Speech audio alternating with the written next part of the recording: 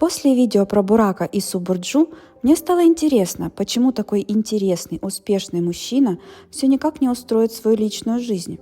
Я нашла всех его бывших девушек и, проанализировав их натальные карты, сильно удивилась, ведь каждая из них вела меня к одной единственной и неповторимой – к Ханде Эрчел. Казалось бы, что общего у этих 4 девушек с Ханде? Неужели Бурак Денис выбирает любимую, похожую на Ханде Эрчел? Смотри дальше, и ты все поймешь. Сначала разберем потенциальную совместимость Бурака Дениса и Ханде Эрчел с точки зрения астрологии, чтобы понять, почему подсознательно Бурак может искать похожую на нее девушку.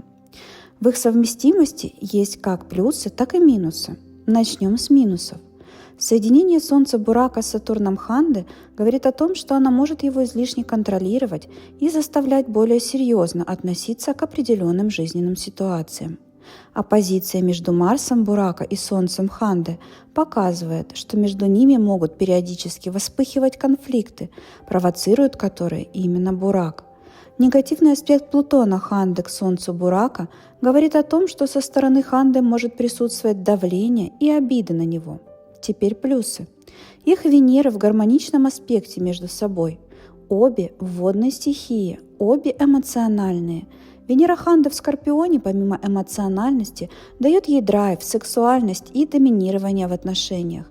А Венера в Рыбах Бурака дает ему мягкость, романтичность и глубокое интуитивное понимание партнерши в отношениях.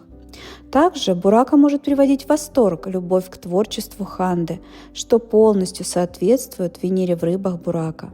Соединение Венеры Ханды и Плутона Бурака помогает им играть страсть, и они 100% испытывали большое влечение друг к другу, когда находились рядом. В их совместимости также присутствует печать счастья, благоприятный аспект между Солнцем и Юпитером, что чаще всего показывает гармоничные отношения между возлюбленными. Причем у них эта печать двойная, взаимная, что бывает далеко не у каждой пары. Теперь анализируем 4 натальных карты девушек, с которыми Бурак встречался в последние годы. Это Субурджу Джошкун, Бестемсу Аздемир, Бюшра Девели и Дидем Сайдан. Что же у них общего с Ханде?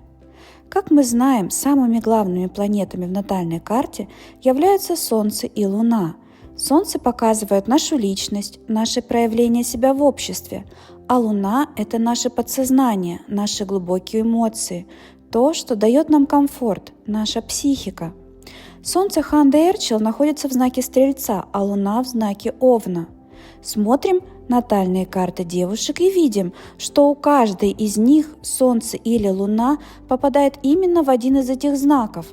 Луна Бестемсу и Бюшры находится в знаке Стрельца, а Солнце Субурджу и Дидем в знаке Овна. Совпадение? Не думаю, ведь у всех 4 именно светило попадает в знак светил Ханды. А это показатель, что это 4 девушки ведут себя и подсознательно действуют так же, как и Ханде Эрчел. И Бурак интуитивно считывает это и выбирает именно таких девушек себе в спутницы. Ладно, с Бураком понятно, а что насчет Ханды? Здесь тоже полное попадание. В качестве возлюбленного, а возможно даже будущего мужа, девушка выбрала Хакана Сабанжи.